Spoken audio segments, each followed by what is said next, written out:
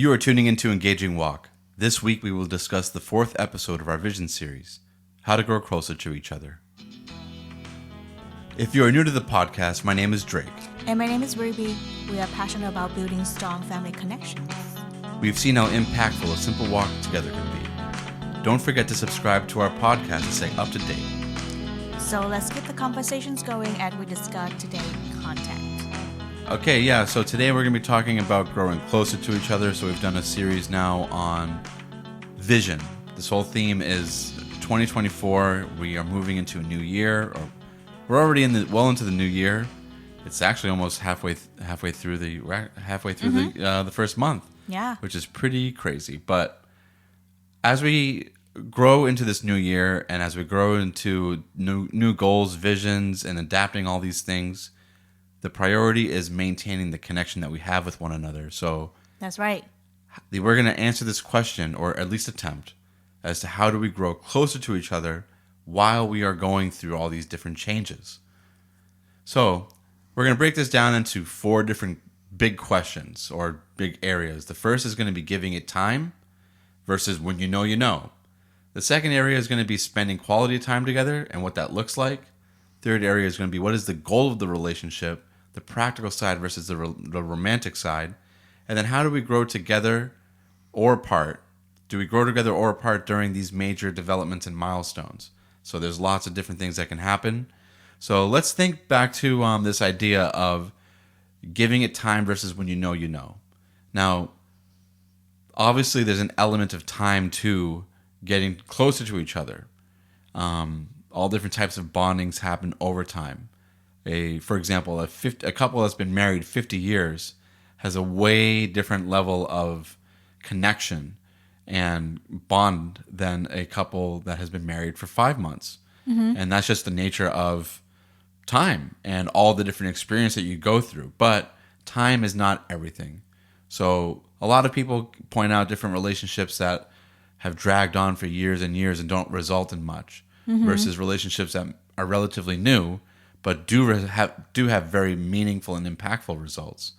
Our relationship, myself and Rubie, our marriage would be kind of like one of those where we haven't been married for a very long time. We got married after about a year of dating. Mm-hmm. But during that time of a year, we were doing a lot of different things that maybe other couples weren't. And that led us to growing together and becoming a married couple. So let's talk a little bit more about this idea of like when you know you know. So are these people? Do you think that people like that are soulmates, or do you think that there's something else going on? I think people that the couples that had less time than others, I think they know what they want. They know who they're looking for, and that's why it's easier for them to make a big decision. Yeah. And also, I think the dating time, they really invest in and get to know the other person. And instead of, going, just hanging out, just chilling, they really want to know the other person and then dive into the relationship. I'm sorry, they're not relationship, dive into the conversation, and be present. So by doing that, by asking good questions or big questions, which is we mentioned that before, it really direct you to like, it's a yes or it's a no, Yeah, it reduces that element of like, am I wasting my time? Yeah. I think that's the way of people knowing like, okay, this is the forward. This is a forward sign, Let's go. Let's go forward with that. So when you described that, it made me think of like a water filtration process. Like here's, the water is traveling through. We've been dating for, or just like talking for like a couple of weeks. Here's this big question, Yeah. And then through that, do you see as more of like filtering and moving through that? Yeah, I would say that if I know what I'm looking for in the relationship or the image of my partner look like, in terms of, not just physical, but also like the the characteristic, the elements that I'm looking for in marriage. If this person can fulfill that, of course we don't find the person fit the mold. Yeah. There's it's a person, it's not a robot. Yeah. So, but then it's really close to whatever that you want to achieve in life, with your vision, with your purpose of driving your life. Can I, I have to ask myself, like, can I grow with this person if my life had more additions when I have this person in, or except for like I had to eliminate some vision, eliminate some dreams that I have for my life. Those are questions that help the person or any individual to make the decision: should I move forward with this person or not? And I think sometimes we enter into the relationship with no goals of getting to know the person intentionally, or we just want to have fun. So when you want to have fun, then there's no goals and there's no destination look like. So that's why the relationship can prolong, because you're just in there for fun. Yeah. That makes sense. So it's not just asking that person questions, but also asking yourself questions along the way For sure. of checking in with your mental state, like with, is this something that is like going somewhere, or is this something that's just for fun? Like, is this meeting all of the, like, or as many of the criteria as I have for my vision of a relationship as possible? Yeah. So how do you think that we can balance, like that idea that you said of like the person's not a robot, like, would you say it's more of like a hierarchy of, like what would be like the hierarchy of criteria? Like, yeah, this person, like, what are the things that, like, yeah, that I can do with or without that, or things that like are must haves?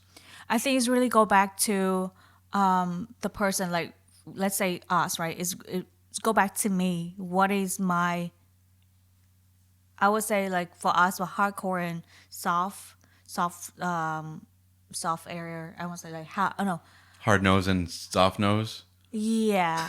So things that I will not compromise, some things, or Yeah. some I can like give, grace area where, we can get to know each other more.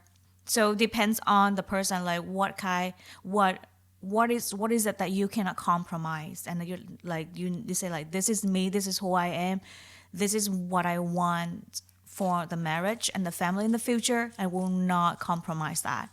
So that is that I would say that will apply to that list, to Okay. that person. And then, like, even think back to our relationship during dating.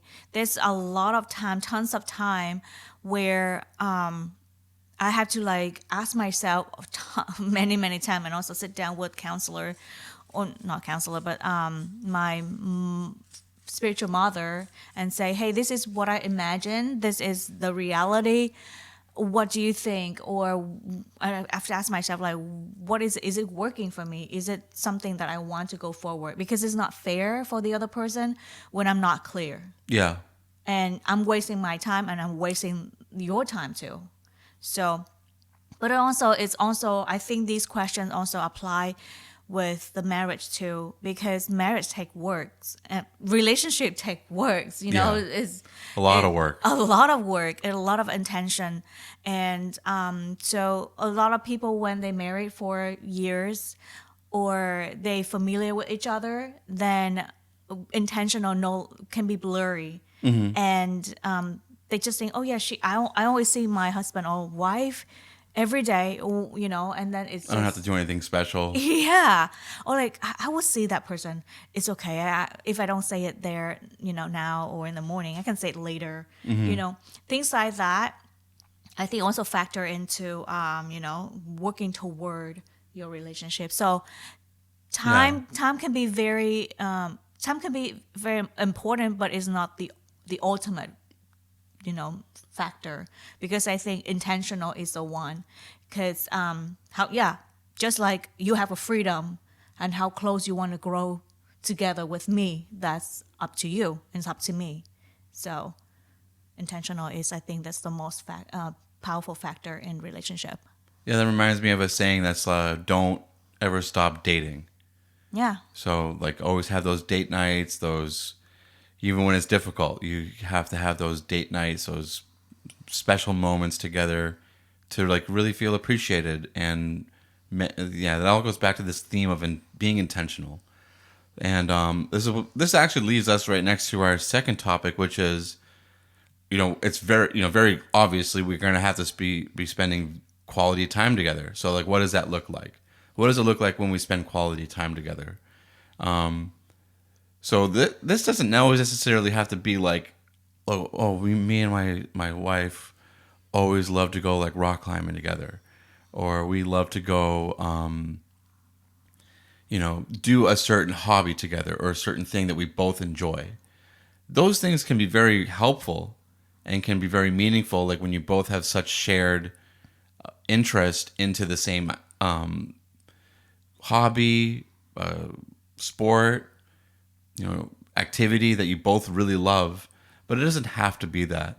It can be things that neither of you are very good at, or things that neither of you, or one of you wants to do, and one of you is just like, well, this would just be fun to do together.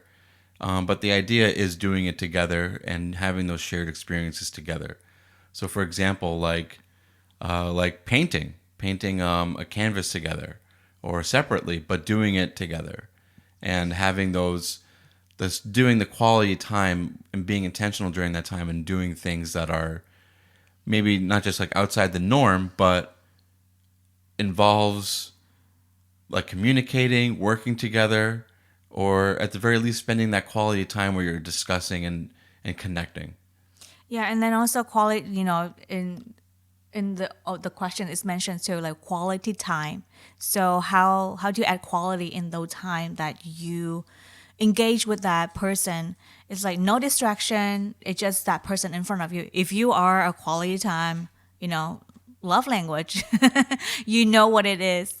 Like you don't want interruptions. That means like not like just like staring at each other the whole time, but no outside conversation, no phone calls, unnecessary, of course, and not like emergency, but like meaningful conversation. Like, hey, like you, I feel like even just 5 or 15 minutes that we sometimes we do, sitting down on the couch and ask like, hey, how are you doing, and checking on each other.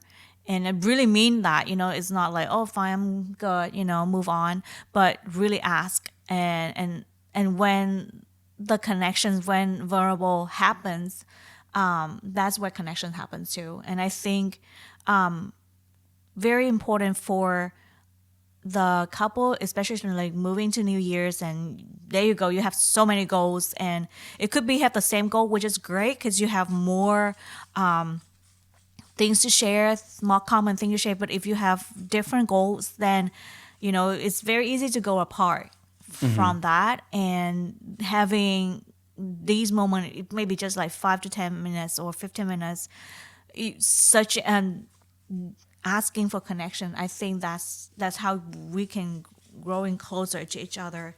And just a heads up, if you hear the clicking noise, that is Boba walking. Yeah, she's being restless right now.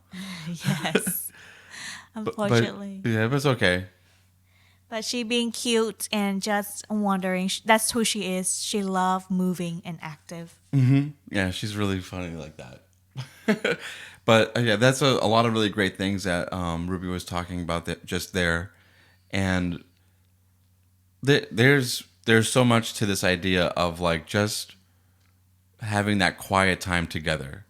And as we're going to talk about a little bit more, that can be like a really crucial aspect of we should actually just talk about this now. That's a really crucial aspect of when the marriage is new.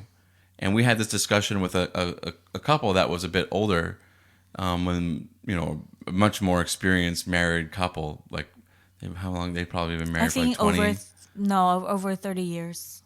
Over 30 years of marriage, and they checked in on us like maybe after like 3, 4, 5 months. Yeah. And we met up for dinner, and we told them like this is the first time that we've had dinner or even seen anybody outside of the house or out of our normal routine that wasn't each other. And they were like, wow, like that's pretty interesting.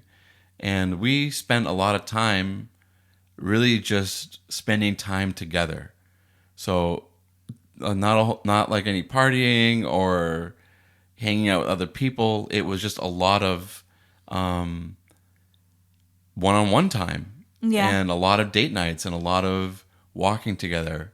And that transition from single life to married life involved us spending a lot of time together and growing into this new quality of our relationship. So, and then you mentioned like that's a really great way to protect the marriage and to have that strong foundation. And it's actually like there's actually this verse in the Bible that talked about When the guy freshly married, they should not, take him away from military service, and then he shouldn't public have public duty for a year, and he should focus on the marriage, which I think is like a routine that we can or an idea, a custom that we can really take in, because there is that like sacredness and sanctity of the marriage that is like a bit shocking when it first happens.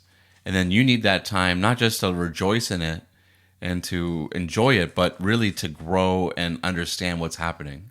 Yeah, it makes sense because, well, we did our life together. It doesn't mean that we stay in the house the whole time. Right. What we're trying to say is that we do things together all the time. And Yeah, pretty much no matter what it is. yeah, so let's say we go out, we do laundry together, we do things together, we do get boba together, we Shopping for food, together, everything. but it doesn't mean like, I mean, it just somehow it just work out for us. It doesn't you have to do that. But we're trying to say that we individually let's hang out with friends and company or business work outside of work. The rest after work is just for family time. Yeah. So, and we do a lot of family things together, and that's why not that's why that's the reason that I get to see myself, how I respond emotionally, physically, and with Drake, and get to know each other, and that strong building a strong connections. Because now I not just get to know Drake as husband, but also get to know me as a wife, how I respond. Because this is the first time I married, and I don't, people change when they enter into different roles, and so I feel like giving each other, even myself, that space and time to adjust and voice out my emotion, and it really helped the connection. And I think that also apply for people that even deep into relationship, because the more you talk about it, the more you, not like you don't see anyone, but like the more the firm foundation that you guys build on, it's easier to move forward. It's easier to like expand it. Now I can have now we start hanging out with other couples, and we're not, I know when he says certain things. I know when he's joking and not offended. Like if let's say if we met new couple way before just get married, then I can feel like, okay, what is he trying to say? He's joking. He's serious. I will be offended, and I don't know how to Navigate that when you're around other people. Express myself in the bigger group. Yeah. That's what I'm trying to say. Yeah, it makes sense. I think like I think that's why that Bible verse is there. It's actually, I think, a really crucial component of, like, and this is even happening with us now. Like, this actually relates to when having the baby, that there's a lot of people that recommend when you have the baby, especially when it's your firstborn, is to not have family there with you, is to get used to the idea of mom, dad, baby together, and then building that new family structure with your own customs and your own family culture. Yeah. obviously not a lot of like other like cultures do that, but that is something that some people recommend. And I think, there might be some validity to it, but this this whole thing that we're talking about of integrating the marriage and growing together, having that quality family time, it's not to say, like, just as Rubie was just talking about, it's not to say that we neglect each other's family. It's just that foundation is there. Boom. I love that word that she used. The foundation is there, and now we can branch from it, just like a tree. The trunk Yeah. is there, the roots are there. Now we can branch out. And part of that process of spending quality time together is integrating each other's lives. So not just like I live my life and you live your life, and then we have our home time together. Yeah. It's like, just like this, just like we were talking about earlier before the podcast, like, is my mom like someone that Rubie checks in on, my sister, etc. Like, and it's not always just like checking in. It's also a lot of like asking, hey, how is this person doing? How is your brother doing? Your cousin? And then extending the family identity to all these people as well, and thinking of them as family. Like, that's not just Rubie's mom. That's my mother-in-law, and building the cohesion of the family. But that doesn't just come from nowhere. There's a foundation that has to be built of that too, of showing each other like who's in my life, who are the important people in my life. Yeah. And on top, I just want to add a little bit more in, the person love languages, because that the best way that to show love that you love them is to speak their love language. So besides of quality time, there's the other four that you can speak to, and make sure that you know your spouse or your partner's love language, and just speak to that. And use that to speak to them, like, hey, this is how much I care for you, and this is how much I want to grow with you in this year. And then, as all this is like, I think, really great information. But again, we keep coming back at this theme of being intentional, having goals, having vision. And a relationship is no different than that. Just like any other thing that we're doing, we have to have goals. We have to have a vision in mind. We have to have steps and things that we want to accomplish and rubrics that we're measuring against. Nothing is just like that's meaningful. That is to say, is just done, randomly and without any intention, and just works. So a relationship is a lot like that. We just talked a lot about a relationship is a lot of work. But in order for that to have work done to it, it has to have a goal in mind. And there's one side, which is like the practical side of the marriage, the almost like nuts and bolts, if you will, of, making sure that we have a budget, making sure that we have goals in mind, of like also checking in of like, hey, where are we at with this stage in our relationship? Are we moving forward? Is this, constantly checking in? How are you feeling about the relationship? What would you like to see? And as that stage starts to progress, and you're checking in, okay, now you're married and you're moving through the marriage, we still have that checking in phase of like, what goals do we have in mind for this month? What things do we want to see happen this year? Are we aligned in those goals? Do we have any differences? And I think a lot of like that communication is like, having disagreements in that area is not a bad thing, because we Totally want to not. make sure that we are going in the same path forward. A disagreement is just, if you if you really think about it, it's just that we don't have alignment, but that doesn't mean that we can't have alignment. It just means that path is not the one that speaks to both of us. So It's true. we also have to have this idea of, all right, as we're having this conversation, we find an area of disagreement. Are we compromising? Are we looking at it from each other's perspective? Okay, yeah, we are. All right, so I understand your intention. I understand where you're coming from. You understand where I'm coming from. we compromise. We find a path forward. And that is where we find agreement, and that is where we find so many of the different practical sides of, when are we doing shopping? What things are we purchasing for the home? Because men and women don't want the same things, So, fellas, you have to have like idea of what you want in mind, communicate with your wife, and then wives have to communicate what they want.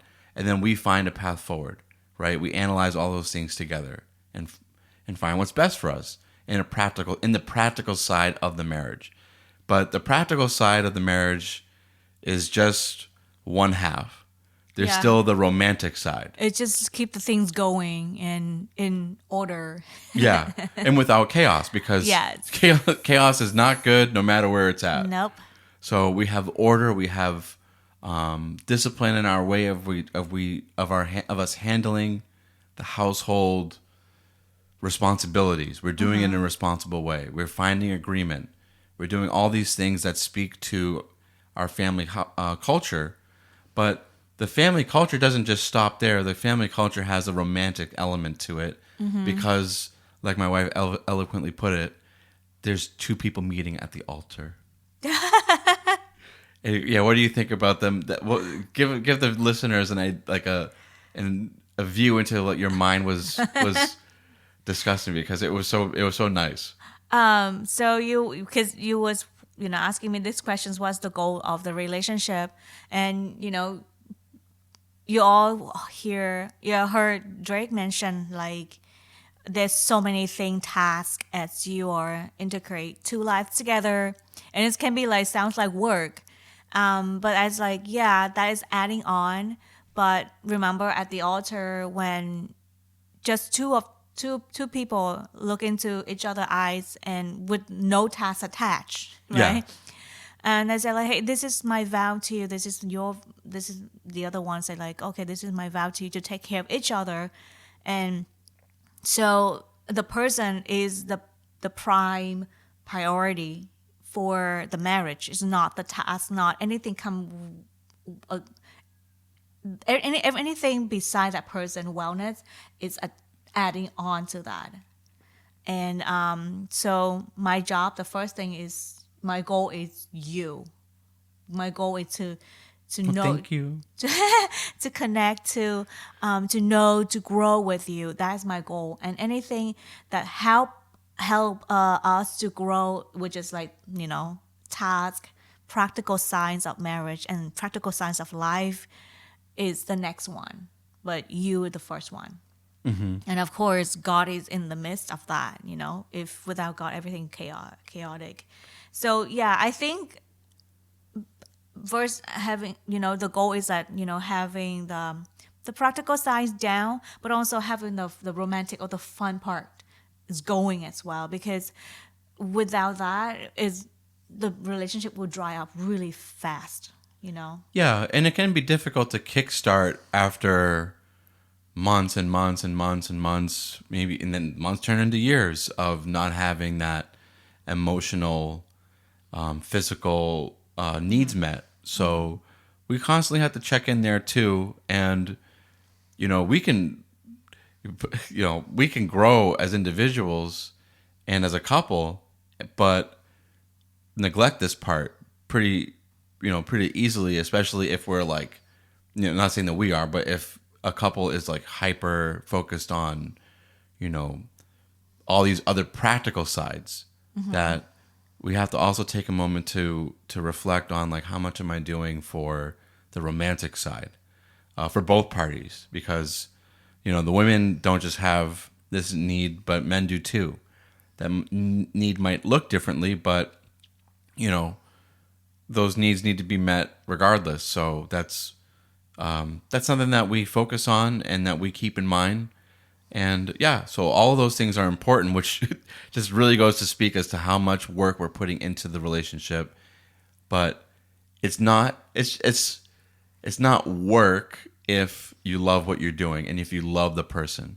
So it's true.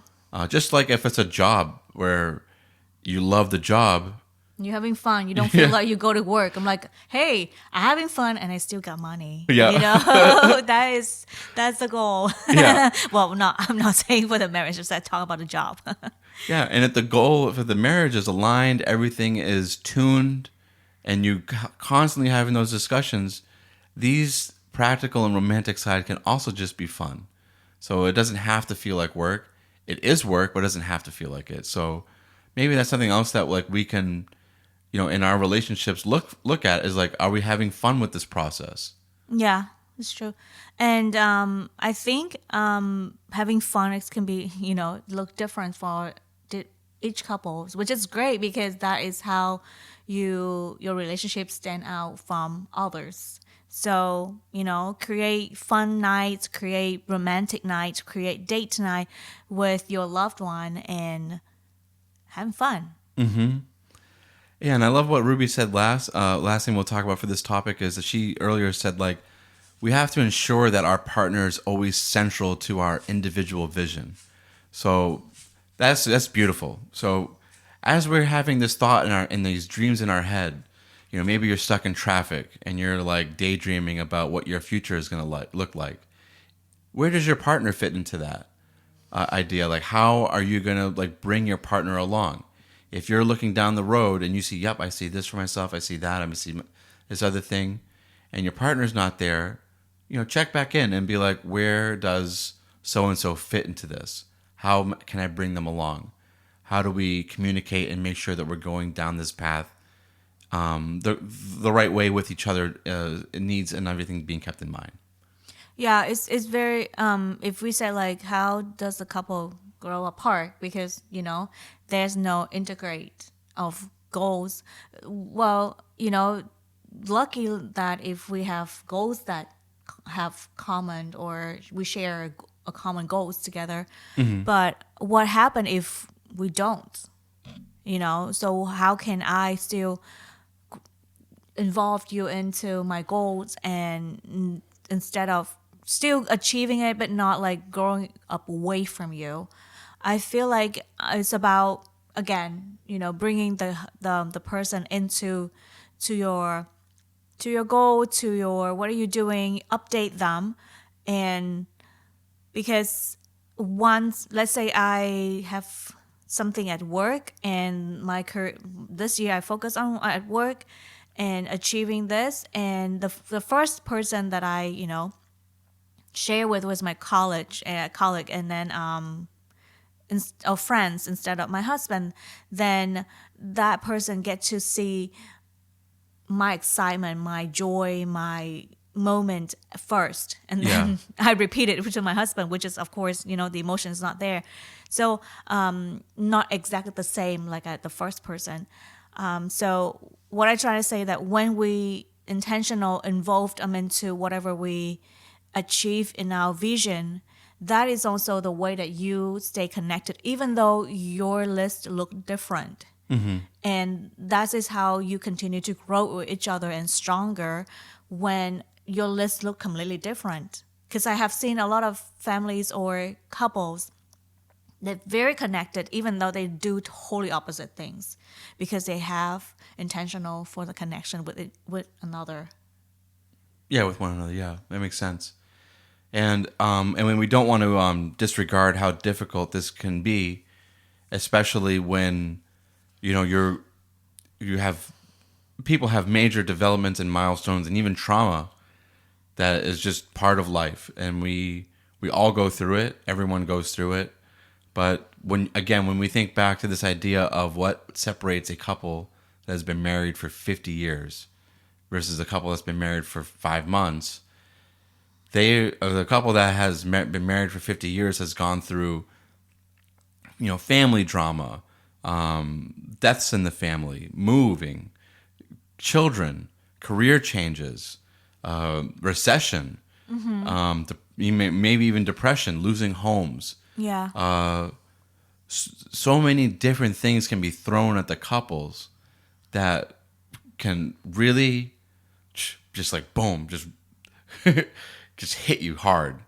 But that is the difference between a married couple that's intentional, that has grown together, bonded, and has so much resiliency in their marriage and in who they are as a couple that they can face those traumatic events, those milestones, those joyful events, and and keep pushing through and maintaining their connection throughout. So we don't want to disregard those things, but what we're talking about is like these are all of the cultural elements that will develop that relationship to the point where whatever is thrown at the marriage, it will not only survive but thrive. Yep. And so, lastly, what we want to talk about is this Bible verse that we're just checking in and seeing like, okay, well, what Bible verse can we speak to that draws towards this idea of the man and the woman like really unifying in marriage, and what sorts of things like increase that bond, and what does the Bible have to say about it? So, Go ahead. oh, you go, yeah. So in Ephesians 5:21-28, they say like submit to one another out of reverence for Christ. It's not just me or you, but both of us and Christ in the middle. And then wives, submit yourself to the husband as you do to the Lord. And for me, when I understand the submit is not just like he the leader. Yeah, he the leader, and I still have to say. But at the end of the day, we come in agreement. I submit to you. This is what I bring to the table. This is what I might thought, but I trust that you will, make the best decisions for all of us in the household. And because I know, which is the next part mentioned, like for the husband is the head of the wife, as Christ the head of the church, and which is he's the savior. And so the husband's job is to love the wives, because I know that everything I submit to him, his intentional is to love love me, just as Christ loved the church and give everything for her, and to make her holy, cleansing with the word, and present her without wrinkle or stain, blameless, but holy and blamelessness.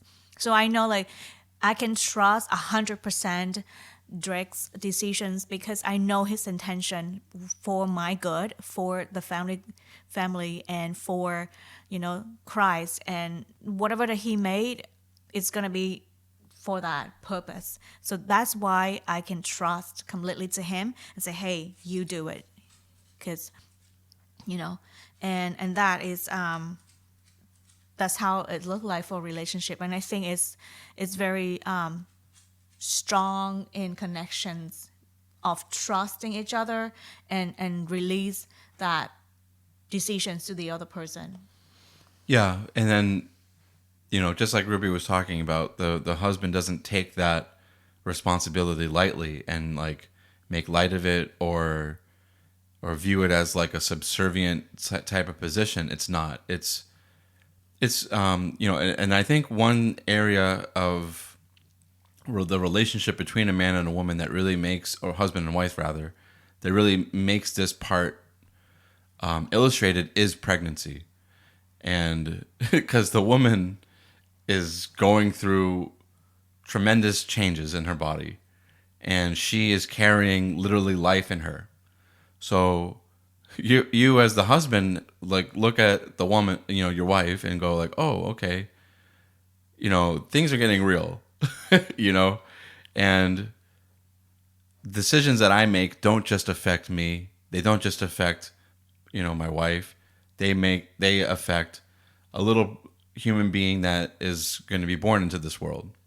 So little decisions at work become big decisions. Little decisions in terms of like, where we're going to live and all that kind of stuff become big decisions because of the impact. So we, as the husbands and the head of the household, have to know, like, yeah, this responsibility isn't something to laugh or take light, because it's not a little responsibility. It's a big one. Just as a good CEO of a company, or a great, or a good, great military leader, or great civic leader takes into account takes their needs into account, but takes more the needs of the people that that they are to whom they are responsible into account. A great president doesn't just do what's good for him or her. They do what's good for the country. Mm-hmm. They do what's good for everyone to whom they have pledged responsibility. And the marriage is a vow. It's not just a pledge. It's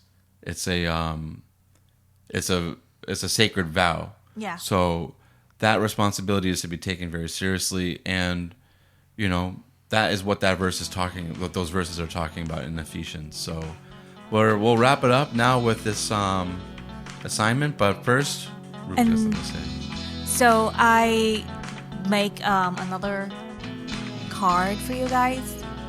It's like more like a love card. So you can just feel free, if you be creative to speak your spouse or your partner's language. But these are like a written card. So if you can give it to the person as a gift, or and then write your own notes as word affirmation. But these are just a little bit of I'll give to you, and especially as February approaching, which is Valentine's Day. So we hope that you will enjoy our little gifts and make your own story with that. That's beautiful. All right. So, yeah, definitely give that a look on engagingwalk.com. You can find that in the blog section. So if you click on blog, you'll be able to see all the different blog posts that we have, and that will be matching for today's episode. Okay. So with that, we want to thank you guys for tuning in and making our podcast a part of your day. We hope that you can take our engaging walk and make it your own. Stay tuned for next week's episode to discuss dating series for February. And don't forget to subscribe to our podcast to stay up to date. My name is Drake. And my name is Rubie from Engaging Walk, and we are checking out. Bye.